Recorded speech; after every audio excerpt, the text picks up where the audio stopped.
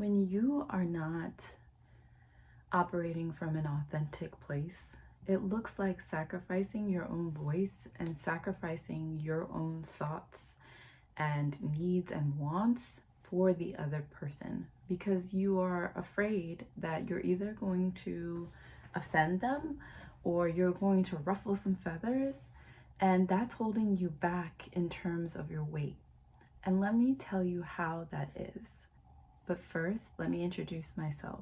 My name is Melanie, and I coach women to help them lose weight and build sustainable, healthy eating habits while also transforming their relationship to food, their bodies, mind, soul, and emotions. So today we are going to talk about how not being authentic is connected to your weight loss. The connection here, listen, my entire life, since I was a little girl, I could remember not wanting to hurt other people's feelings. So I would swallow what was on my mind. I would swallow even standing up for myself. I had narcissistic family members in my life who lived with me, and I struggled to feel that sense of worth that was inherently within myself. And how that ended up relating into or spilling over into my weight was I ended up eating in order to numb the feelings of resentment, the anger, and all the ways that I wasn't showing up for myself. Every time that was coming up and boiling up within me, all those swallowed words, all of those things were coming up out of my body. And I decided that food would be the way in which I would help myself self-soothe and get through it. Now, a lot of times when we eat from an emotional place, what we're communicating to our brain is that this is a way to get what we're needing in that moment. And our brain then quickly associates the food to this is helping us. And in a way, it actually is serving you. So there really is no point on shaming or making that food bad. But what you need to understand is what's going on underneath the surface. And once you do, you can end that emotional eating cycle. You can end that cycle. Now, there is a scale and a spectrum to how maybe it's not so bad for some, but maybe it's all the way on the higher end of the spectrum. And you feel like that could be an eating disorder, that could translate to having an eating disorder. If that is you, it is so important that you seek the medical professional help that's needed in order for you to heal and change and get to the root of why that's happening.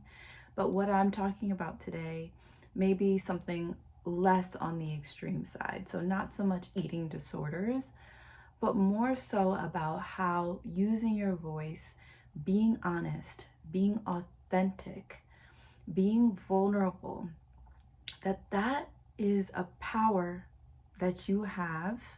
And the minute you step into that, as uncomfortable as it may be, the minute you move through that fear, you will shatter the fear. It is a self-imposed prison that you hold in your mind. And the minute you're able to let that fear come down and let those walls come down, you can then move past, you can move mountains.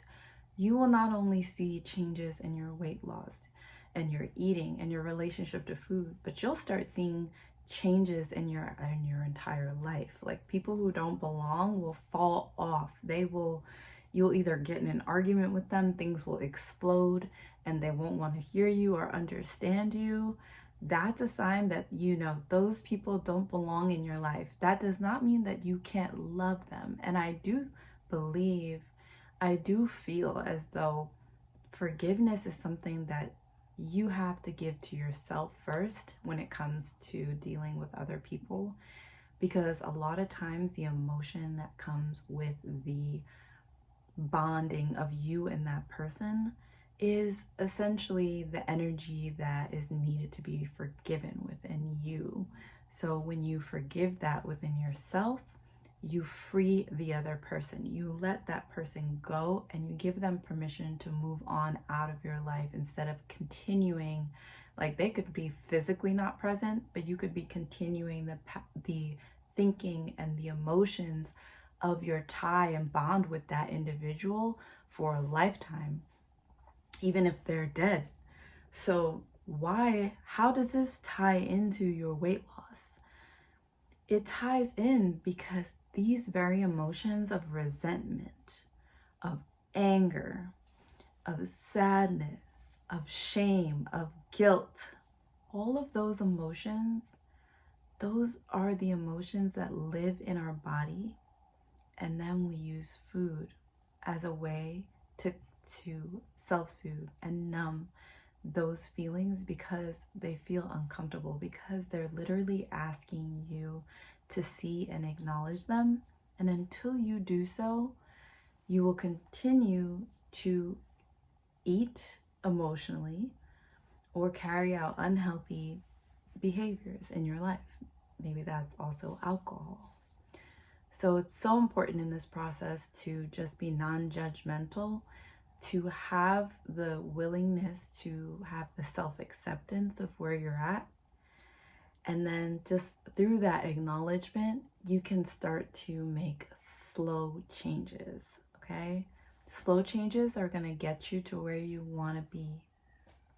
And essentially, once you look at those emotions, by sitting with them, letting them go, allowing, meditation is great for this, allowing it to come up and not identifying and latching onto it, it frees the emotion from your body.